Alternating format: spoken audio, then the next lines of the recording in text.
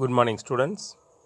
இப்போ லாஸ்ட் கிளாஸில் நாம் லெசன் 15 இதான் பார்த்துட்ருக்கோம். நரம்பு மண்டலத்தில் நாம் இப்போ மூளையை பற்றி பார்க்குறோம்.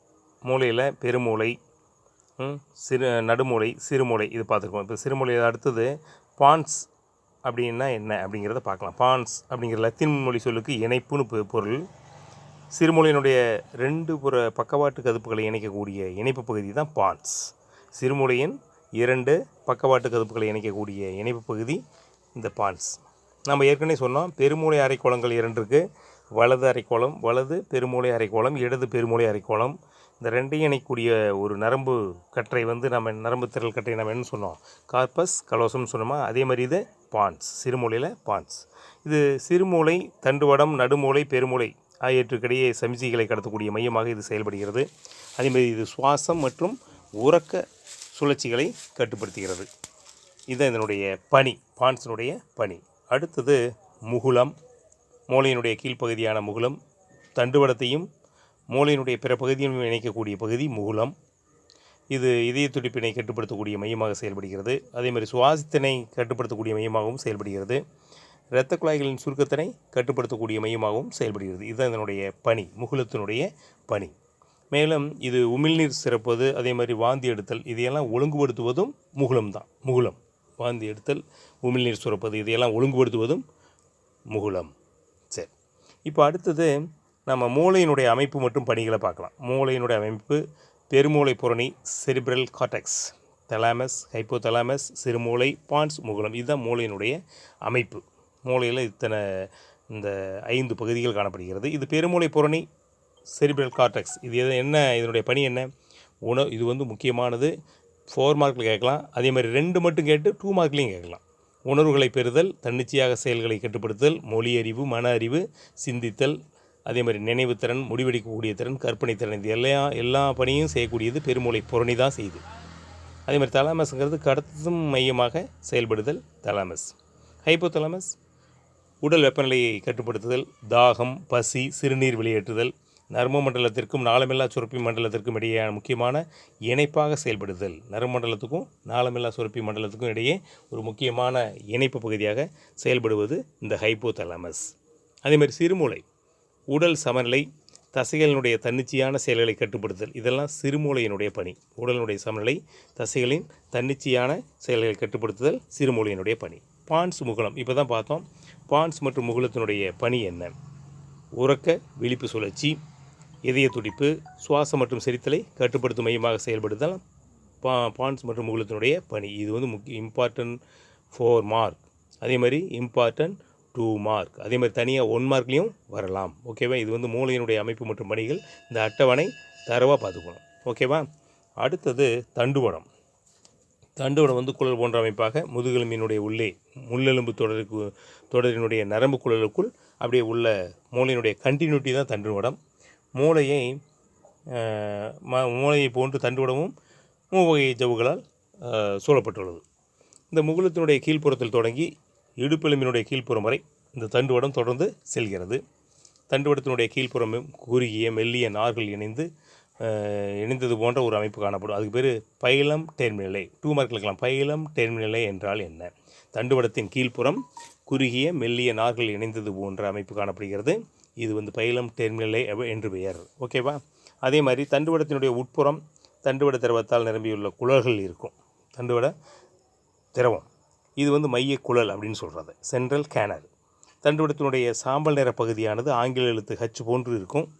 அதே மாதிரி H எழுத்தினுடைய மேற்பக்க முனைகள் வயிற்றுப்புற கொம்புகள் அப்படின்னு சொல்லலாம். கீழ்ப்புற முனைகளை முதுகுப்புற கொம்புகள்னு சொல்லலாம். இது 1 மார்க்கில் கேட்டால் நீ எழுத தெரியணும். அதாவது ஆங்கில எழுத்தினுடைய தண்டுவடத்தினுடைய சாம்பல் நிற பகுதி எப்படி இருக்கும்? ஆங்கில எழுத்தான H மாதிரி இருக்கும். H எழுத்தினுடைய மேற்புற முனைகள் வயிற்றுப்புற கொம்புன்னு சொல்கிறோம். அதேமாதிரி கீழ்ப்புற முனைகள் முதுகுப்புற கொம்புகள் அப்படின்னு சொல்கிறோம். வயிற்றுப்புற கொம்பு பகுதியில் கற்றையான நரம்பிலைகள் சேர்ந்து பரிவு நரம்புகளை உண்டாக்குகிறது. அதேமாரி முதுகுப்புற கொம்பு பகுதியிலிருந்து வெளிப்புறமாக வரக்கூடிய நரம்பிலைகள் எதிர்பரிவு நரம்புகளை உண்டாக்குகிறது. பரிவு நரம்புகள், எதிர்பரிவு நரம்புகள் நம்ம முன்னாடியே படிச்சிருக்கோம். இவை இரண்டையும் இணைந்து இந்த 2 சேர்ந்து தான் தண்டுவட நரம்புகளை உண்டாக்குகிறது. பரிவு நரம்புகளும் எதிர்பரிவு நரம்புகளும் இணைந்து தண்டுவட நரம்புகளை உண்டாக்குகிறது. Spinal nerves. வெளிப்புற வெண்மை நிற பகுதி நரம்பிலை கட்டைகளை பெற்றிருக்கும். அதேமாதிரி தண்டுவடமானது மூளைக்கும் பிற உணர்ச்சி உறுப்புகளுக்கும் இடையே உணர்வு தூண்டல்களையும் அதே மாதிரி இயக்க தூண்டல்களையும் கடத்தக்கூடிய முன்னும் பின்னும் கடத்தக்கூடியது. இது உடலினுடைய அனிச்சை செயல்களை கட்டுப்படுத்துகிறது. முக்கியமான பாயிண்ட், உடலின் அனிச்சை செயலை கட்டுப்படுத்துவது தண்டுவடம். எந்த ரெண்டுக்கும் இடையே இணைப்பு பாலமாக செயல்படுகிறது? அதாவது மூளைக்கும் பிற உணர்ச்சி உறுப்புகளுக்கும் இடையே உணர்வு தூண்டலையும் இயக்க தூண்டலையும் கடத்தக்கூடிய அமைப்பாக இந்த தண்டுவடம் செயல்படுகிறது. கீழே தண்டுவடத்தினுடைய குறுக்குவெட்டு தோற்றம் போட்டிருக்காங்க.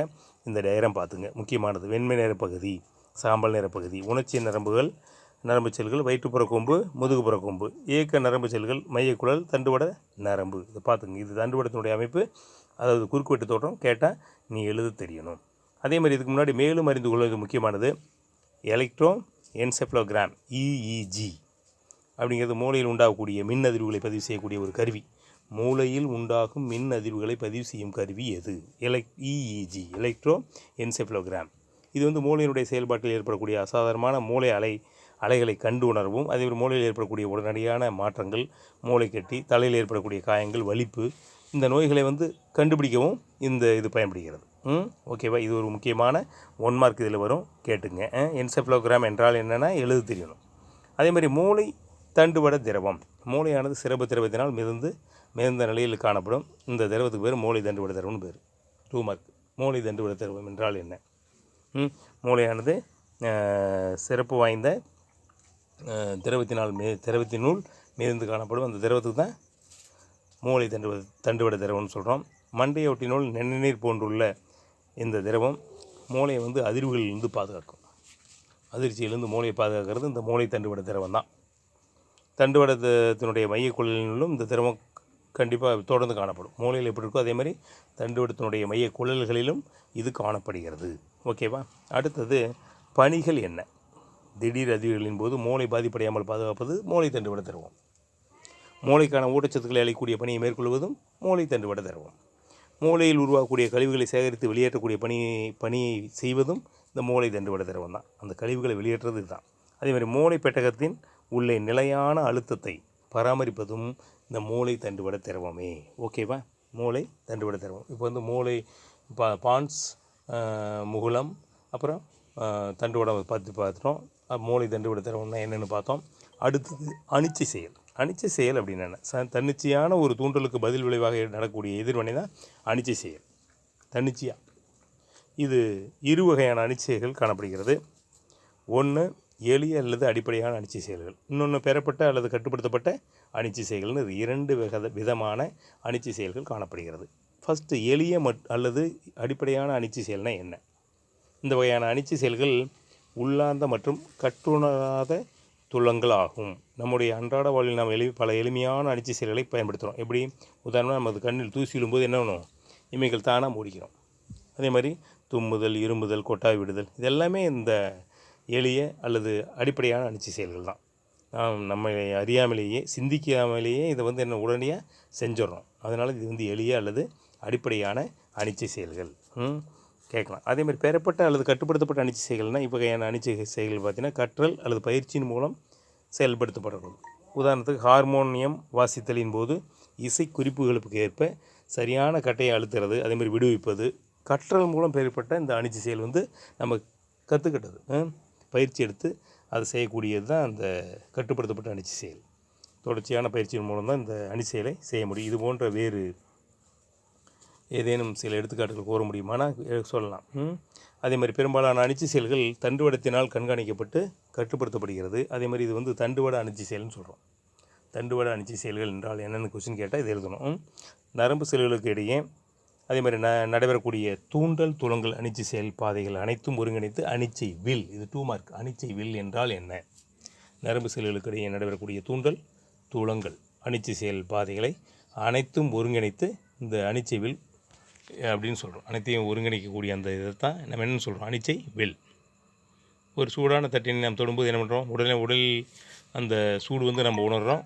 அது நமக்கு தெரியும். சூடான பாத்திரத்தை நாம் தொடும்போது வெப்பம் நம்முடைய அந்த தூண்டல் காரணமாக நமது கைகளில் உணரப்படுவதால் நம்ம என்ன பண்ணுறோம்? கையை எடுத்துக்கிறோம். வெப்ப உணர்வு ஏற்பிகள் அல்லது தெர்மோ உணர்வு ஏற்பிகள் அப்படின்னு சொல்கிறோம். இந்த தூண்டலானது உணர்வு நரம்பு செல்களில் தூண்டல்களை ஏற்படுத்துகிறது. சூடான பாத்திரத்தை தொடும்போது அப்படியே தொட்டுகிட்டே இருப்போமா, எடுத்துருவோம். இது வந்து அனிச்சை செயல். தண்டுவடத்துக்கு இந்த தகவல்கள் உணர்வு நரம்பு செல்கள் மூலம் கடத்தப்படும். உடனே தண்டுவடம் வந்து இந்த தூண்டலுக்கு தகுந்த துலங்களை உடனே மைய நரம்பு செல்கள் மூலமாக இயக்க நரம்புகள் செல்களுக்கு கடத்தும். உடனே இயக்க நரம்பு செல்களுக்கு கடத்தும் போது நம்ம கையை எடுத்துக்கொள்வோம். இது வந்து ஒரு அனிச்சை செயல். சரி, அதே மாதிரி தண்டுவடம் பிறப்பிக்கக்கூடிய கட்டளைகளை இயக்க நரம்பு செல்கள் நமது கைகளுக்கு எடுத்து செல்லும். அந்த கைகள் கூடிய தசை நார்கள் சுருங்குவதன் மூலம் நாம் நமது கையை சூடான பாத்திரத்திலிருந்து உடனடியாக விலக்கிக் கொள்வோம். இது இவ்வளோ நேரம் வந்து நம்ம வெயிட் பண்ணுறதெல்லாம் உடனே சூடான பாத்திரத்தை தொட்ட உடனே அடுத்த செகண்ட் எடுத்துக்கிறோம். இந்த செயல் வந்து நம்ம எப்படி ஸ்டெப் பை ஸ்டெப்பாக நடக்குது அப்படிங்கிறது தான் இந்த பாயிண்டில் சொன்னோம். இது வந்து அனிச்சை செயல். மேலே இந்த இது மாதிரி தசை நார்கள் என்ன அப்படிங்கிறது வெப்பத்தின் காரணமாக விளைவினை ஏற்படுத்தக்கூடிய உறுப்பு. நரம்பு செல்லினுடைய தூண்டல் காரணமாக தசை நார்களினுடைய இயக்கத்தை பற்றி நம்ம ஹையர் கிளாஸில் நம்ம பார்க்கலாம். ஓகேவா? ரைட். இந்த கிளாஸில் இதை வரலாம் பார்த்த கொஷின் எல்லாம் அனிச்சை செயலில் ரொம்ப முக்கியமானது. 1 மார்க் 2 மார்க் 5 மார்க் இதிலேருந்து வந்ததுன்னா நீங்கள் அதை வந்து பாயிண்ட் அவுட் பண்ணி எழுதி எனக்கு சென்ட் பண்ணி விடுங்க. இதில் புக் பேக் கொஷினும் இன்டீரியர் கொஷினும் ரெண்டுமே எனக்கு சென்ட் பண்ணணும். ஓகேவா? தேங்க்யூ.